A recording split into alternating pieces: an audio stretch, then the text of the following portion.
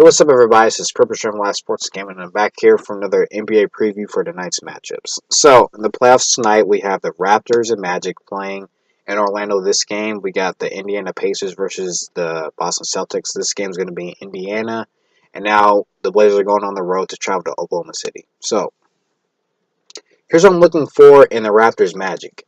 Can the Raptors get back to shooting like they did in Game 2? They came out aggressive. Kawhi Leonard was very aggressive. He was getting his shots early. He had 38 points in the second game. Can their perimeter defense also stay like it was when they blew out the Orlando Magic and only held them to 82 points? That was a stellar defensive effort. It was great on the backboards.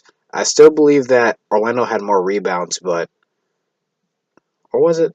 No, no, they still out rebounded them, but their perimeter defense and their defense against the perimeter shooters, their defensive 3-point percentage was excellent. They only held them to 26% on 3-point shots. So if the Raptors keep that up, to me, then they can probably win this in 5. I did have this game going 6 games with the Raptors winning in 6.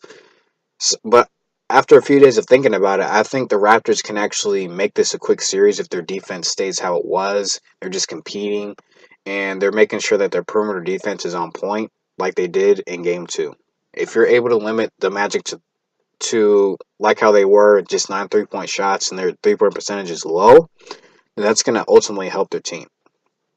Excuse me. And also, if DJ Augustine plays like he did in Game 2, they really have no shot because that's not helping Nikola Vujacic, who can stretch the floor. He can also post up inside. They really need actually DJ Augustine to play like he did in Game 1, which is being aggressive. And getting up more shots is also going to help. Getting to the free throw line is also going to help him. So I'm still gonna pick the Raptors to win this game. I think it won't be a 30-point blowout, but I still think they'll win this game comfortably by at least 15.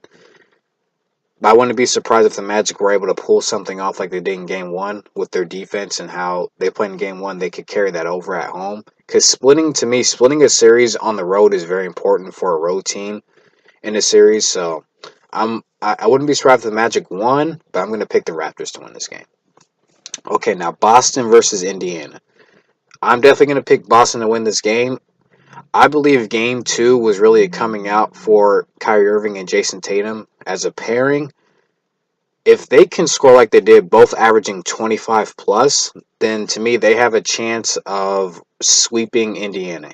Like I said in my video a couple days ago, Indiana doesn't have a guy who closes games or a guy who finishes games for them. And that to me is going to cost them. And I don't think they're going to make it past the first round. Plus, this Boston team defensively is just excellent. They limited them to 74 points in the first game. They limited them to 91 points in the last game, Game 2. So I don't think I see anything changing. Indiana's it's that place is loud. Indiana plays great at home. They're one of the best home teams in the league, but I'm still going to pick Boston to win this game. I think their defense is great. Kyrie Irving had a great game. I think he carries that momentum. Jason Tatum, him being a spark behind Kyrie Irving and closing the game, impressive. I believe in this Boston team. I think they're going to make a deep run. So I'm going to pick Boston to win this game too. I say they win also by 15, maybe 116, 101, something like that. Or they could limit them to under 100 points again. I'm not really sure, but I say they win by 15. And then, who do you have last matchup? I believe... Ooh, that team slipped my mind. I'm so sorry, guys. Oh, yeah, Blazers versus Thunder. My bad. Sorry about that. Damian Lillard's averaging 29.5 points. You got CJ McCollum, who's also averaging over 27 points. That tandem is what's carrying this team, and I believe it's going to carry over into Oklahoma City. To me, those two, I don't believe are afraid to go on the road. I think they're on a mission really to prove that they can play and that they can make a deep run. I heard that, I'm just going to say this, Charles Barkley said they're going to make the finals. Let's stop right there. I don't know. That to me, that's not going to happen because they would have to get past Houston or Golden State. To me, Golden State is going to beat Houston, and then I don't think Golden State's going to allow Portland to get any momentum in this series. So, to me, that's not going to happen. But Damian Lillard has played extremely well this year. And this rivalry with him and Russ Westbrook, he's winning. He's averaging more points, even though you could say that Russ Westbrook's stuffing the stat sheet. You may be getting triple doubles, but his shooting has this team really needs shooting. Paul George is not shooting well from the 3-point line. That whole team basically is not shooting well from the 3-point line. They're a team that defensively is elite. They're elite as they come, but if you're not shooting well, then defense doesn't really help you, because if another team is shooting well, then your defense doesn't it's not going to hold that other team. And if your offense is not going well, you're not going to be able to match that team point wise or energy wise.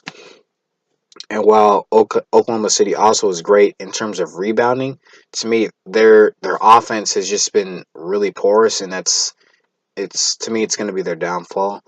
I'm gonna go on a limb, and I'm gonna say that Portland goes up 3-0.